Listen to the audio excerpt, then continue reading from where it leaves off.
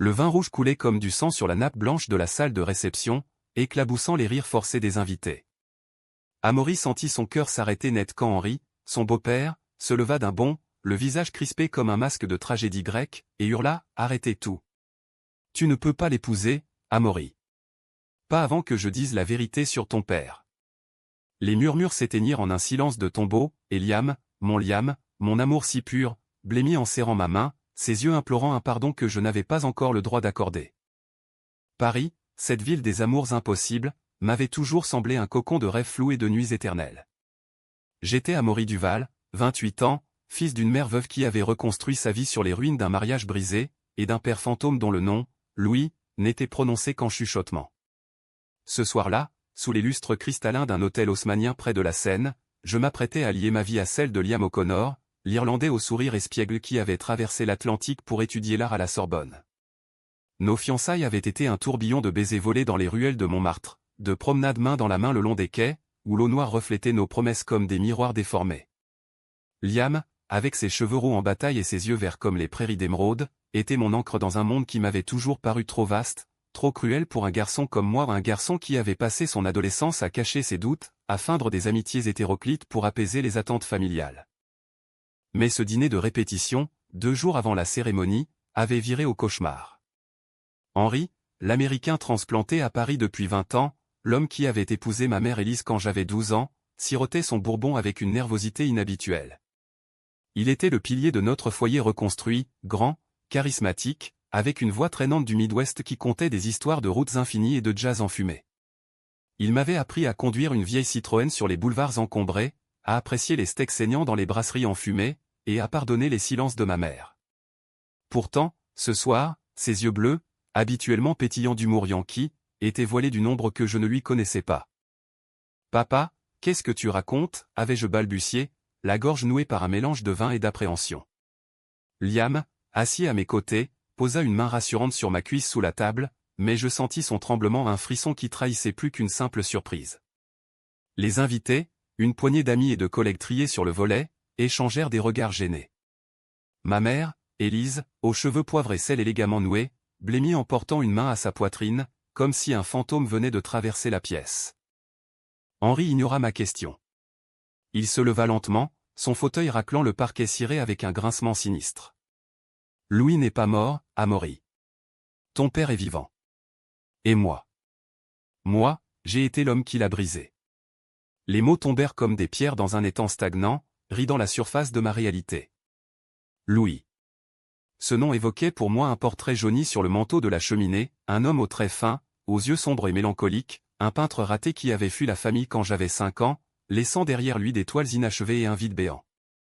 Ma mère avait toujours dit qu'il était parti pour trouver sa voie, une excuse vague pour masquer la douleur d'un abandon. Mort, pensions-nous tous, emportés par un accident anonyme en province. Mais vivant? Et Henri, mon beau-père adoré, impliqué dans sa chute? Le silence s'étira, épais comme le brouillard automnal sur la Seine. Liam murmura à mon oreille, « Amaury, respire. On s'en sortira. » Sa voix, avec cet accent irlandais chantant qui m'avait fait tomber amoureux lors de notre première rencontre à une expo d'art contemporain, était un baume. Nous nous étions connus à la fac, lui en master de littérature irlandaise, moi en histoire de l'art. Des nuits passées à débattre de Joyce et de Proust dans des cafés enfumés, des matins où il me réveillait avec des croissants tièdes et des baisers paresseux. Notre amour était né d'une amitié profonde, forgée dans les confidences sur nos peurs, la mienne d'être vu comme différent, dans une famille conservatrice, la sienne d'un passé familial rigide en Irlande. Ensemble, nous avions osé venir out à nos proches, planifier ce mariage civil sous les yeux indulgents de Paris. Mais maintenant, ce passé ressurgissait, menaçant de tout engloutir. Henri reprit, la voix rauque, je l'ai rencontré à New York, en 92. J'étais un gamin paumé, fraîchement divorcé de ma première femme, errant dans les galeries de Chelsea. Louis était là, un Français en exil, vendant ses toiles pour survivre. On s'est aimé, Amaury. Follement, passionnément, comme seuls les cœurs brisés le font. Un hoquet collectif parcourut l'assemblée. Ma mère se raidit, ses lèvres pincées en une ligne blanche. Liam serra ma main plus fort, mais je la retirai doucement, le regard rivé sur Henri. Ami? Amant? Mon père, l'homme que j'avais idéalisé en martyr silencieux, avait partagé un lit avec mon beau-père? C'était avant Élise, avant toi, poursuivit Henri, les yeux humides. Louis et moi, on vivait dans un loft minable du village, buvant du whisky bon marché et peignant jusqu'à l'aube. Il m'a appris la beauté de la lumière sur la scène, et moi, je lui ai montré les bars gays de Christopher Street où l'on dansait sans peur. Mais quand Élise est apparue au Tamer, si forte, si ancrée au Louis a paniqué. Il voulait une famille, une façade. Il l'a épousée, t'a eu, et m'a laissé comme un secret honteux. J'ai fui à Paris pour l'oublier, mais le destin. Le destin nous a rattrapés. Les pièces du puzzle s'assemblaient dans mon esprit embrumé, formant un tableau cruel. Ma mère avait rencontré Henri peu après la naissance de Louis et moi au non, après le départ de Louis. Était-ce une coïncidence? Ou une vengeance masquée? Et alors, murmurai-je, la voix brisée. Pourquoi me dire ça maintenant? Le jour de mon mariage? Henri baissa la tête, ses épaules massives s'affaissant sous le poids des ans. Parce que Liam le sait déjà. Et il ne t'a rien dit. Le monde bascula. Liam? Mon Liam, avec ses promesses chuchotées dans l'oreille au milieu de la nuit, ses doigts entrelacés aux miens lors des manifestations pour les droits LGBTQ+. Il recula, le visage décomposé. Amaury, Henri m'a contacté il y a un mois. Il voulait que je sache, pour te protéger. Je n'ai pas pu. Me protéger, hurlai-je, me levant à mon tour, renversant mon verre. Le vin se répandit, une tache écarlate sur le tapis perçant, symbole de mon cœur lacéré. Les invités se figèrent, Élise fondit en larmes silencieuses. Tu savais que mon père était vivant, que mon beau-père l'avait aimé, et tu as gardé ça pour toi? Le jour où je m'engage pour toujours? Liam tenta de me toucher, mais je reculai, trébuchant contre une chaise. La salle sembla rétrécir, les murs ornés de dorures se refermant comme une prison. Paris, ma ville refuge, m'apparut soudain comme une toile d'araignée, tissée de mensonges et de regrets. Henri, Liam, Louis tous complices dans ce silence qui m'avait volé mon passé. Et moi, au centre, un fils égaré, un amoureux trahi, luttant pour respirer dans l'air vicié de la trahison. La nuit s'acheva dans un chaos feutré, Élise entraînant Henri dehors sous une pluie fine qui lavait les pavés parisiens, Liam suppliant en vain, moi fuyant vers les quais, où la Seine charriait mes illusions brisées. Assis sur un banc mouillé, face à Notre-Dame illuminée comme un phare dans la tempête, je repensais à Louis. Était-il vraiment vivant? Et si oui, où? Aux États-Unis, peut-être, chassant les fantômes de son amour perdu dans les rues de New York? Ou ici, à Paris, peignant en secret les amours qu'il n'avait pas osé vivre pleinement? Le lendemain, le mariage fut annulé.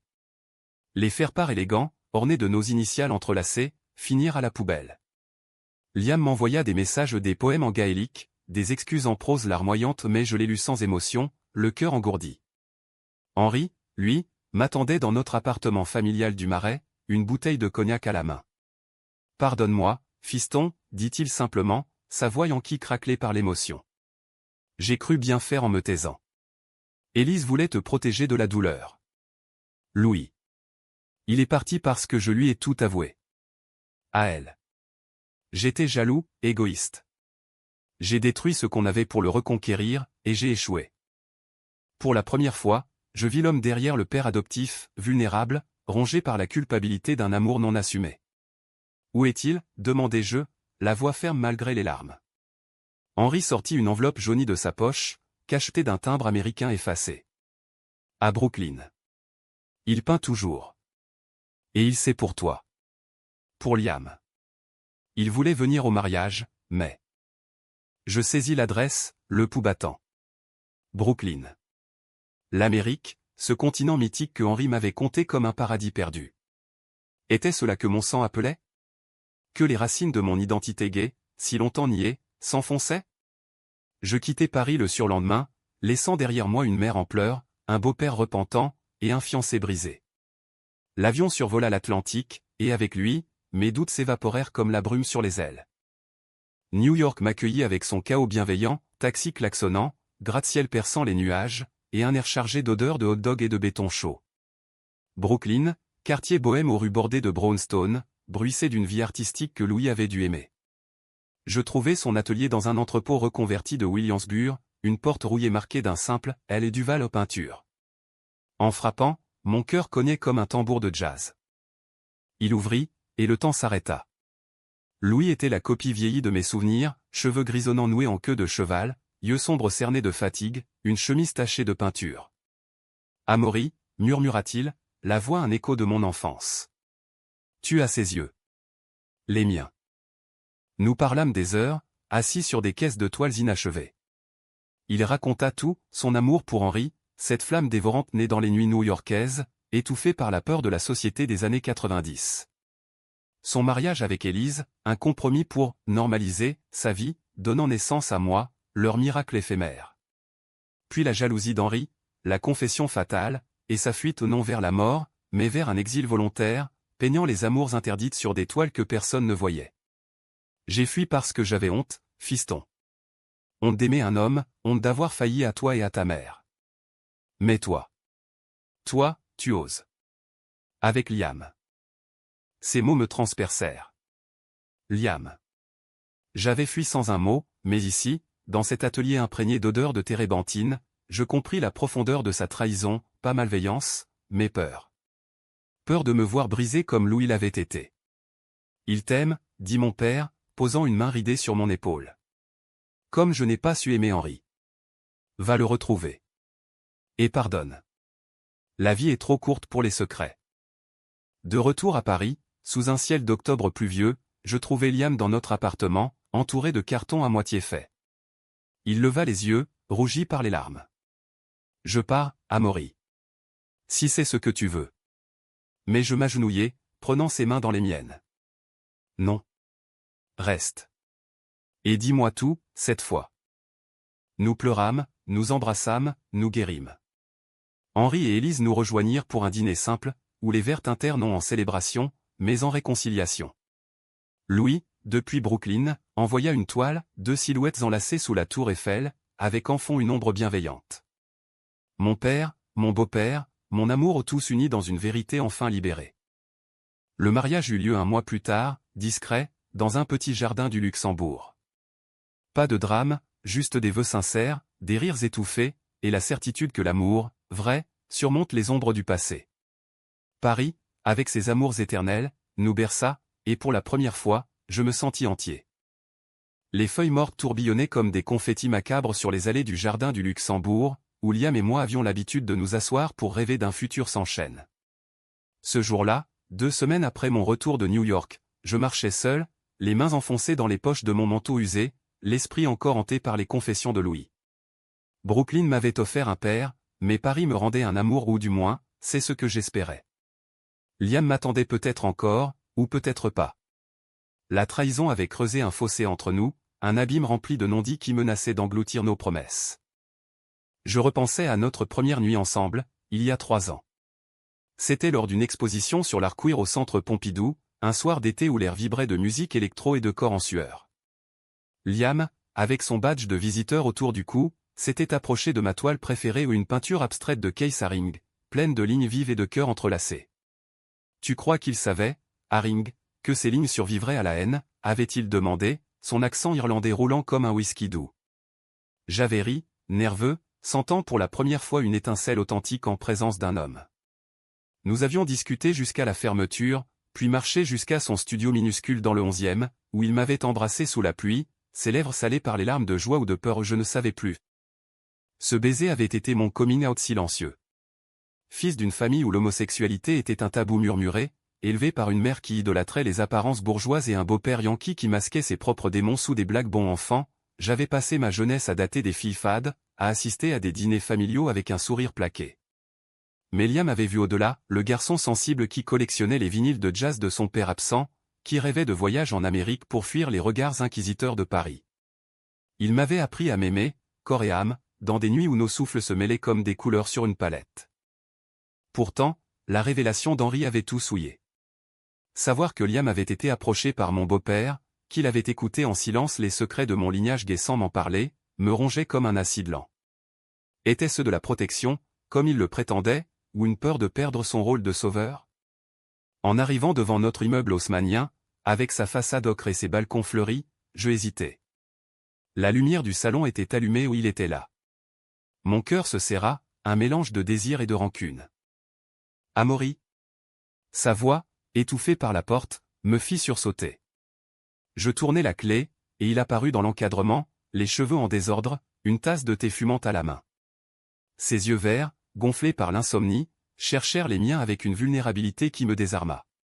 Tu es rentré tôt. Comment va ton père? Je passai devant lui sans répondre, me débarrassant de mon manteau trempé. L'appartement sentait le pain grillé et le regret de nos regrets.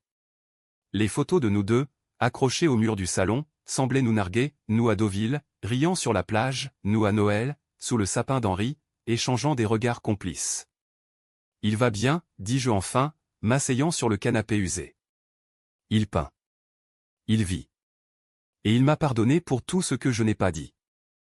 Liam s'installa en face, les genoux serrés. Je suis désolé. Vraiment. Henri m'a appelé après avoir revu une vieille lettre de Louis.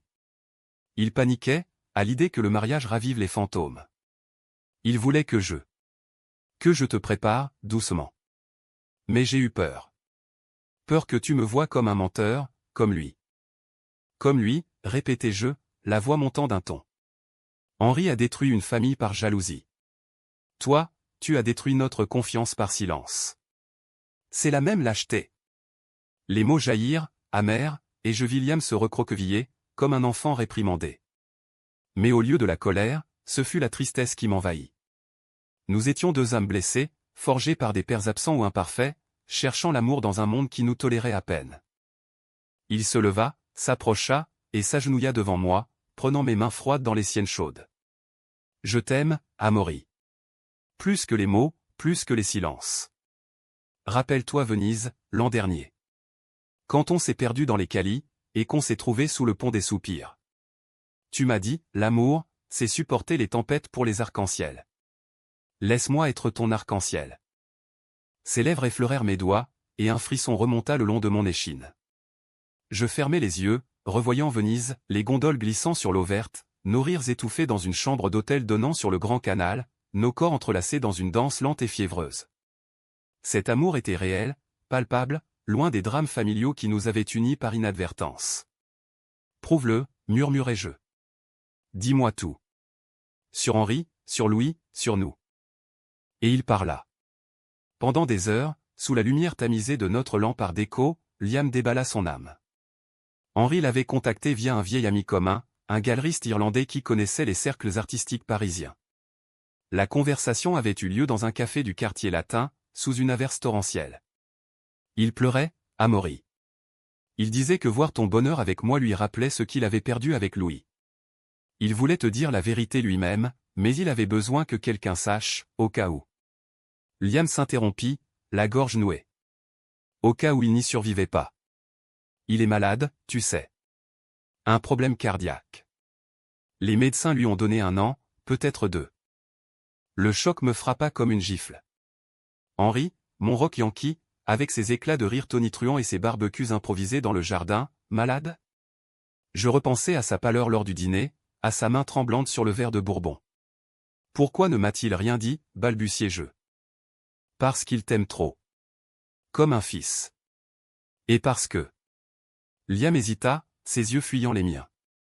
Parce qu'il voit en toi une seconde chance. Avec Louis, il a tout gâché par orgueil américain, cette manie de tout conquérir. Avec toi, il veut réparer. Nous restâmes enlacés jusqu'à l'aube, nos corps se levant l'un contre l'autre comme pour sceller un pacte fragile. Le lendemain, je rendis visite à Henri dans son bureau encombré de livres et de souvenirs new-yorkais et une photo jaunie de lui et Louis, enlacés devant un mur de graffiti. Il toussa, allumant une cigarette malgré les avertissements, et me serra dans ses bras puissants.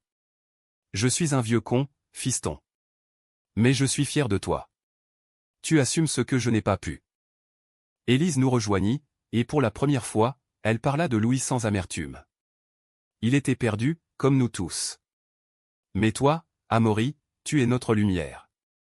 Les larmes coulèrent, libératrices, et nous rîmes même, évoquant des anecdotes absurdes, la fois où Henri avait tenté de cuisiner un gumbo louisianais et mis le feu à la cuisine, ou quand Louis avait peint un portrait raté de moi enfant, avec une tête trop grosse.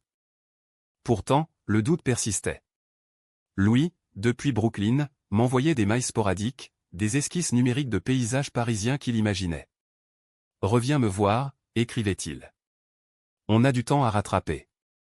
Mais le temps, justement, pressait.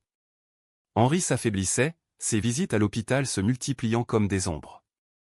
Liam et moi reprîmes la planification du mariage, mais avec une urgence nouvelle non pour les apparences, mais pour célébrer la vie avant qu'elle ne s'effiloche.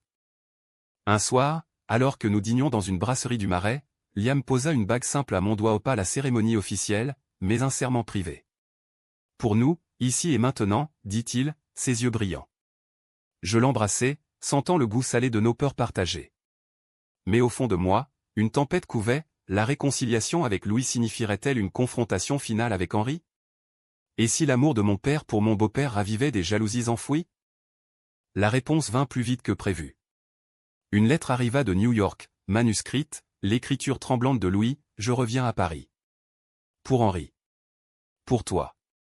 Prépare-toi, mon fils. La vérité n'est pas qu'une ombre, c'est une lumière qui brûle. Mon cœur s'emballa. Le retour du père prodigue. Mais dans cette ville d'amour croisé, qui guérirait, et qui se briserait?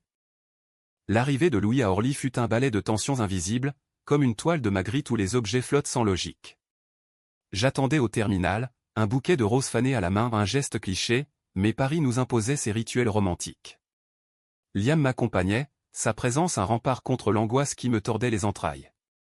Il va adorer te revoir, murmura-t-il, serrant ma main. Mais je doutais. 23 ans de silence, comment les combler en un regard? Louis émergea de la foule, valise usée à la main, un chapeau fedora incliné sur son front ridé. Il avait vieilli, mais ses yeux sombres, héritage que je portais comme un fardeau, brillaient d'une intensité juvénile. Amaury, dit-il simplement, et son accent parisien, teinté d'un roulement américain, me ramena à l'enfance. Nous nous étreignîmes, maladroits, sentant l'odeur de peinture et de tabac froid sur sa veste. Liam se présenta avec sa courtoisie irlandaise, et Louis le jaugea, un sourire fugace aux lèvres. Le garçon qui a conquis mon fils. Bienvenue dans la famille des cœurs compliqués. Le trajet en taxi vers le Marais fut un monologue prudent, Louis évoquant Brooklyn comme un exil poétique, ses toiles vendues dans des galeries underground, ses amours éphémères avec des artistes marginaux. J'ai vécu, fiston. Mais jamais comme toi. Oser l'amour au grand jour. C'est un courage que je t'envie. Ces mots étaient un baume, mais sous la surface bouillonnait le non-dit, Henri. Mon beau-père, alité à l'hôpital Saint-Louis, ignorant encore ce retour. Nous l'hymenâmes le lendemain, sous un ciel bas et lourd de novembre. La chambre sentait l'antiseptique et le désespoir feutré. Henri, relié à des machines bipantes, leva les yeux quand nous entrâmes. Son visage, autrefois buriné par le soleil du Midwest, était pâle, creusé par la maladie. Louis, souffla-t-il, la voix un râle. Le temps s'arrêta. Louis s'approcha du lit, prenant la main d'Henri dans la sienne, un geste si intime qu'il en était presque obscène dans cette pièce stérile. Henri, mon vieux loup. Tu as l'air d'un fantôme. La voix de Louis trembla, mais ses yeux étaient secs des yeux d'artiste habitué à la douleur. Henri rit faiblement, une toux secouant son torse frêle. Et toi, tu portes toujours ce chapeau ridicule. Comme si New York t'avait pas changé. Puis, son regard glissa vers moi, implorant. Amaury, je. Pas maintenant, coupai-je, la gorge nouée. Voir ces deux hommes, amants d'un passé enterré, reliés par des fils invisibles de regret et de désir, me submergeait. Liam, discret, posa une main sur mon épaule, son soutien muet un ancrage dans la tourmente. Élise arriva peu après, élégante dans son tailleur noir, mais ses yeux rougis trahissaient les nuits blanches. Elle embrassa Louis sur la joue, un geste poli qui masquait des années de rancœur. Bienvenue à la maison, dit-elle, et dans ce mot, maison, résidait toute la complexité de notre famille recomposée. Les jours suivants furent un kaléidoscope d'émotions, visite à l'hôpital où Louis racontait des anecdotes de leur jeunesse new-yorkaise, faisant rire Henri jusqu'aux larmes, dîner au domicile familial où Élise servait des plats traditionnels coq au vin, fromages affinés, tandis que Liam tentait de détendre l'atmosphère avec des blagues irlandaises. Moi, je naviguais entre eux, fils adoptif et biologique, amoureux et fils, oscillant entre pardon et ressentiment. Louis me confia une nuit, lors d'une promenade le long de la Seine, j'ai aimé Henri comme un fou, Amaury. Mais l'époque nous a broyés. Les années 90, à New York, c'était la libération, mais aussi la peur, le sida, les jugements. J'ai choisi la sécurité avec ta mère, et j'ai perdu l'homme de ma vie. Ne fais pas la même erreur. Ces paroles résonnaient en moi, écho de mes propres doutes. Avec Liam, notre amour était pur, mais la trahison l'avait entaché d'ombre. Était-ce pour cela que je repoussais la cérémonie, prétextant le temps pour Henri? Ou craignais-je, au fond, de reproduire les cycles de mensonges familiaux? Le conflit éclata une semaine plus tard, lors d'une sortie imprévue. Henri, contre l'avis des médecins, insista pour une balade en fauteuil roulant au parc Monceau. Nous y allâmes tous, une famille improbable sous les platanes centenaires. Louis poussait le fauteuil, Élise portait un panier de pique-nique, Liam et moi fermant la marche, main dans la main. L'air était doux, chargé d'odeurs de feuilles humides et de châtaignes grillées par des vendeurs ambulants. Pour un instant, ce fut idyllique, Henri taquinant Louis sur ses toiles, trop abstraites pour un plouc comme moi, Louis ripostant par des souvenirs coquins édulcorés. Mais au bord du lac, où des enfants faisaient voguer des voiliers miniatures, Henri s'effondra en sanglots. « Je vous ai tous trahis, octa-t-il, agrippant le bras de Louis. Toi, en te dénonçant à Élise par jalousie. Élise, en l'abandonnant pour ça. Il désigna son cœur défaillant.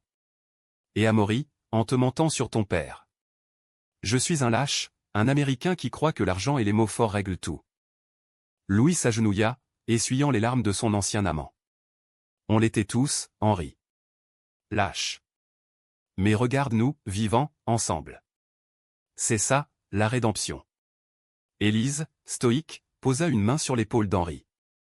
J'ai pardonné il y a longtemps. Pour Amaury.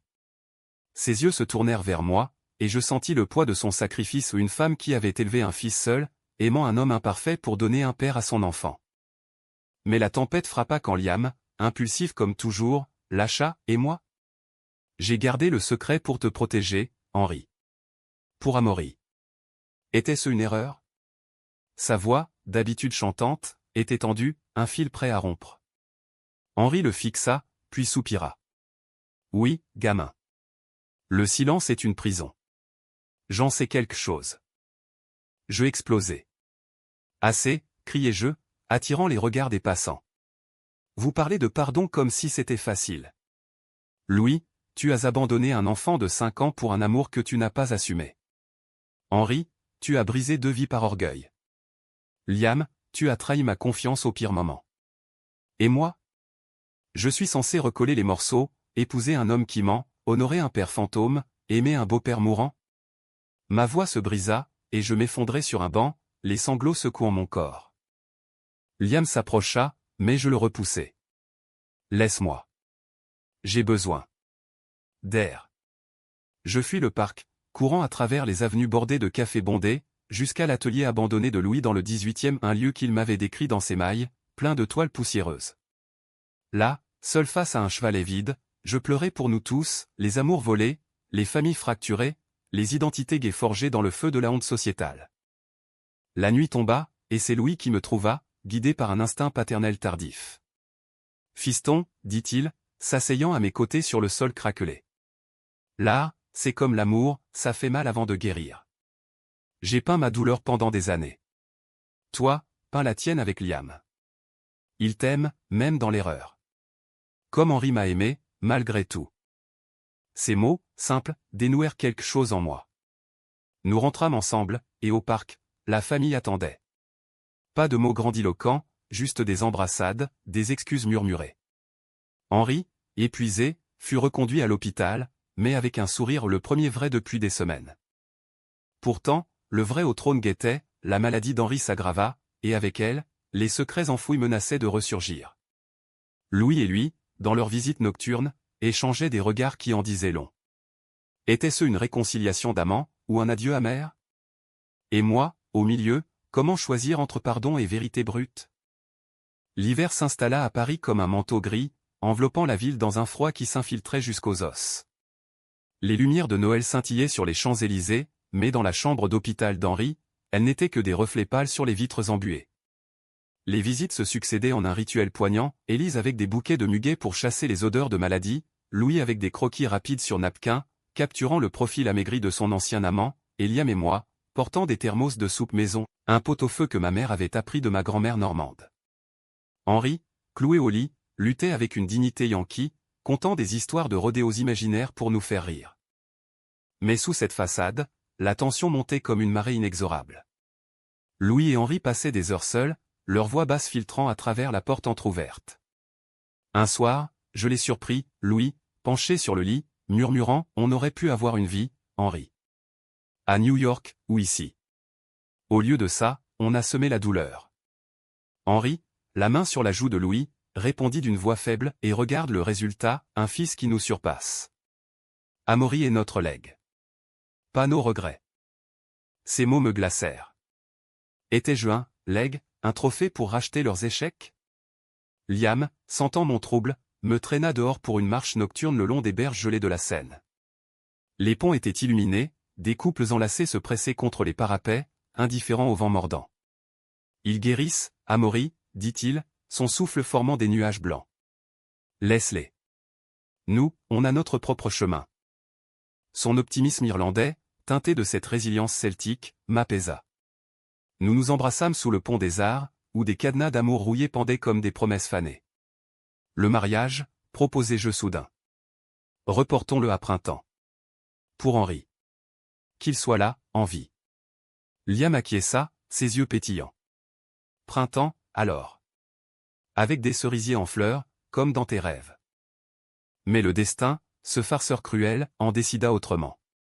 Une semaine avant Noël, Henri fit une rechute. L'infarctus le frappa comme un vol de pigeons affolés, et nous nous précipitâmes à son chevet.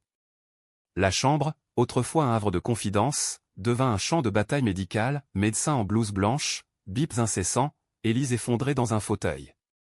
Louis, pâle comme un spectre, serra ma main. C'est ma faute, murmura-t-il. Mon retour l'a épuisé.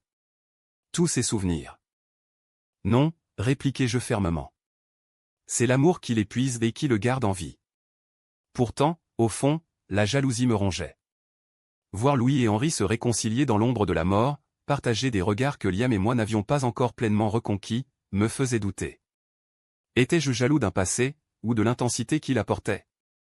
La nuit de la crise, alors que Henri luttait entre deux mondes, il demanda à me voir seul. Allongé, relié à un oxygène sifflant, il ressemblait à un vieux lion vaincu.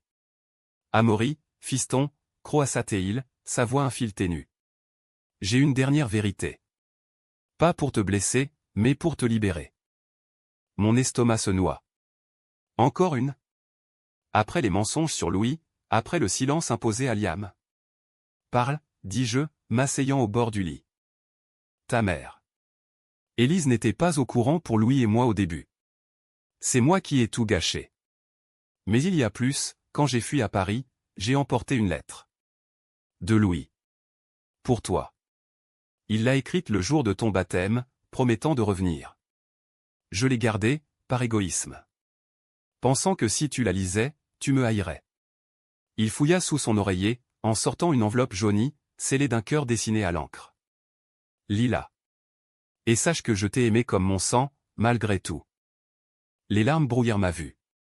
Je pris l'enveloppe, sentant le papier craquer sous mes doigts, et quittai la chambre pour l'ouvrir dans le couloir désert. Les mots de Louis, écrits d'une main enfantine, dansaient devant moi. Mon cher Amaury, si tu lis ceci, c'est que le monde m'a emporté trop loin. Sache que ton père t'aime d'un amour infini, comme les étoiles aiment la nuit. Je suis parti pour te protéger de mes ombres, mais reviens toujours dans tes rêves. Peins, ris, aime sans peur. Ton Louis. Un sanglot m'échappa, résonnant dans le silence clinique. Ce n'était pas une trahison, mais un amour pur, suspendu dans le temps. Je retournai dans la chambre, où Liam veillait, et lui tendis la lettre. Il la lut, les yeux humides, puis m'embrassa le front. Il t'a toujours vu, Amaury. Comme je te vois. Henri survécut à la nuit, stabilisé par des miracles médicaux. Au matin, Noël, nous fêtâmes autour de son lit avec un sapin minuscule et des chants gauchis. Louis chanta une vieille ballade française, sa voix rauque couvrant les bips des machines. Élise rit pour la première fois depuis des semaines, et Liam, improvisant un toast irlandais, leva un gobelet de jus d'orange à la famille aux tordus, imparfaite, mais nôtre. Pourtant, le vrai climax survint 2 jours plus tard, lors d'une confrontation que personne n'avait anticipée. Henri, regagnant des forces, demanda une réunion familiale complète. Dans le salon de notre appartement, sous le portrait jauni de Louis jeune, il nous réunit, Élise, Louis, Liam, moi. J'ai menti une dernière fois, avoua-t-il, le regard fixe sur Louis. Pas sur l'amour. Sur la fin. Les docteurs. Ils disent que j'ai des mois, pas des années.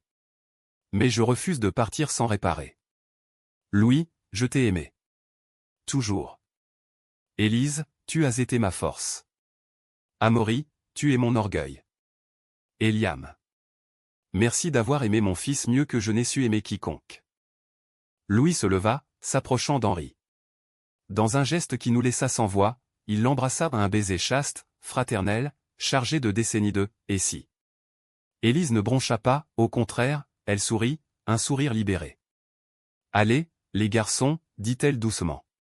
Vous avez eu votre temps. Maintenant, c'est à eux. » Elle désigna Liam et moi, et dans ce moment, la roue tourna, le passé céda la place au présent. Mais la joie fut éphémère. Le soir même, Louis m'annonça son départ. Je retourne à Brooklyn, fiston. Pas par fuite, mais pour peindre notre histoire. Une série de toiles pour une expo à Paris, l'an prochain. Avec Henri comme modèle, si Dieu le veut. Son regard pétillait d'espoir, mais je vis l'ombre, la peur de la perte imminente. Liam et moi, seuls enfin, scellâmes notre propre vérité. Dans notre lit, sous les draps froissés, nous parlâmes jusqu'à l'aube, de nos peurs d'un amour gai dans un monde encore hostile, de la famille que nous construirions, peut-être avec des enfants adoptés un jour.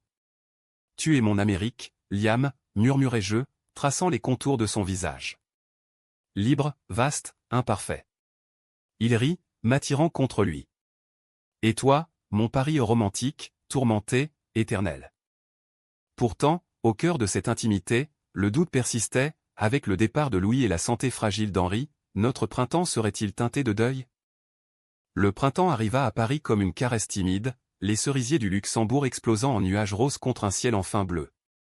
Henri avait été libéré de l'hôpital, un miracle de chimie et de volonté, et notre appartement bruissait d'une vie renouvelée, Élise réorganisant les armoires avec une énergie féroce, Louis restait finalement, sous prétexte d'une « inspiration parisienne », installant un chevalet dans le salon pour peindre Henri en secret. Liam et moi, nous voguions sur cette vague de guérison, planifiant le mariage avec une joie presque coupable, comme si le destin nous avait accordé un sursis. La cérémonie fut fixée au 15 mai, sous les arches fleuries du parc des Buttes-Chaumont, un havre verdoyant loin des touristes envahissants. Pas de faste hollywoodien, juste nous, une quinzaine d'invités triés pour leur discrétion et leur cœur, des amis de la fac, un oncle d'Élise tolérant, et bien sûr, la famille élargie. Louis confectionna nos alliances, des anneaux d'argent martelés à la main, gravés d'un motif abstrait évoquant des corps enlacés. Pour que votre amour soit une œuvre d'art, dit-il, ses yeux sombres pétillants. Les jours précédents furent un tourbillon, essayage de costume chez un tailleur du faubourg Saint-Honoré, où Liam, dans un smoking bleu nuit, ressemblait à un poète irlandais sorti d'un roman de Wilde, dîner préparatoire où Henri, assis en bout de table, contait des blagues salaces pour masquer sa fatigue. Pourtant, sous la surface, des fissures apparaissaient. Louis et Henri, dans leur bulle retrouvée, échangeaient des regards qui en disaient trop, des promesses chuchotées, des touches fugaces. Élise, observatrice silencieuse, me confia un soir, ils se disent adieu, Amaury. Laisse-les. C'est leur façon de guérir. Liam, lui, luttait avec ses propres démons. Une nuit, après un essayage, il craqua dans nos bras. Et si je te déçois encore, murmura-t-il, la tête sur mon épaule. Comme j'ai déçu ma famille en Irlande, en sortant du placard. Comme Henri avec Louis. Je le serrai plus fort, sentant son cœur battre contre le mien. Tu ne déçois personne, mon amour. Tu es la preuve que l'amour triomphe. Regarde-nous, fils de trahison, et pourtant, entiers. Le jour gidauna clair et doux, l'air embaumé par les lilas. Je m'habillai dans la chambre d'hôtel où Louis avait passé sa lune de miel fantasmée, aidé par mon père qui ajustait ma cravate avec des mains tremblantes. Tu es beau, fiston. Comme le jour où je t'ai tenu pour la première fois. Ces mots, simples, effacèrent des décennies de vide. Dehors, Liam attendait sous un saule pleureur, entouré de nos amis riant doucement. Henri, en fauteuil mais le menton haut, présidait comme un roi déchu. La cérémonie fut un poème vivant, nos vœux, écrits à 4 mains, parlaient de résilience, d'amour volé reconquis, de famille tordue devenue force. Liam, tu es mon horizon irlandais dans le gris parisien, dis-je, la voix claire malgré l'émotion. Et toi, Amaury, mon phare dans la tempête, répondit-il, glissant l'alliance à mon doigt. Nos lèvres se joignirent sous des applaudissements émus, et pour un instant, le monde fut parfait. Mais le destin, fidèle à son rôle de dramaturge, réservait un dernier acte. Lors du banquet, dans une clairière ombragée, Henri se leva pour porter un toast. Sa voix, affaiblie mais résolue, emplit l'air, à Amaury et Liam, deux âmes qui ont osé là où j'ai failli. Et à Louis, mon amour perdu et retrouvé. Si je pars demain, sachez que j'emporte la paix. Il se tourna vers Louis, et dans un geste qui nous laissa bouche bée, déclara « Épouse-moi, vieux fou. Pas pour l'éternité, mais pour aujourd'hui. » Le silence fut électrique, puis Élise, avec un rire libérateur, leva son verre « Oui. Pourquoi pas. Paris adore les fins heureuses tordues. » Louis, les larmes aux yeux, embrassa Henri, et la foule explosa en joie. Ce n'était pas un mariage, mais un serment à un adieu romantique, humain, profondément queer dans sa subversion des normes. Henri s'éteignit 2 mois plus tard, paisiblement, dans son sommeil, une toile inachevée de Louis à son chevet. Son départ fut un deuil doux amer, funérailles laïques au Père-Lachaise, où des amis américains chantèrent du blues, et Élise, veuve pour la seconde fois, trouva consolation dans les bras de Louis non comme amant, mais comme allié dans le chagrin. Liam et moi, nous partîmes en lune de miel à New York, visitant l'atelier de Louis à Brooklyn, marchant dans les pas d'Henri le long de la High Line. Là, sous les gratte-ciel, nous comprîmes l'Amérique de nos pères vastes, contradictoire vivait en nous, mêlé au romantisme parisien. De retour, nous adoptâmes un chien errant du Marais, prénommé Henri, et commençâmes à rêver d'enfants, d'une vie tissée de vérités dites à voix haute. Louis exposa sa série de toiles l'année suivante, au Centre Pompidou, Amour oublié, un hommage à Henri, à Élise, à nous. Les critiques parlèrent d'une « humanité brute, queer et transatlantique ». Et moi, en regardant ces couleurs vives sur la toile, je sus que la déchirure s'était refermée au non sans cicatrice, mais en une beauté nouvelle. Paris, ville des lumières et des ombres, nous avait enseigné que l'amour n'est pas linéaire, mais un labyrinthe de trahison et de réconciliation. Et dans ce labyrinthe, nous avions trouvé notre chemin, ensemble, humains, aimants.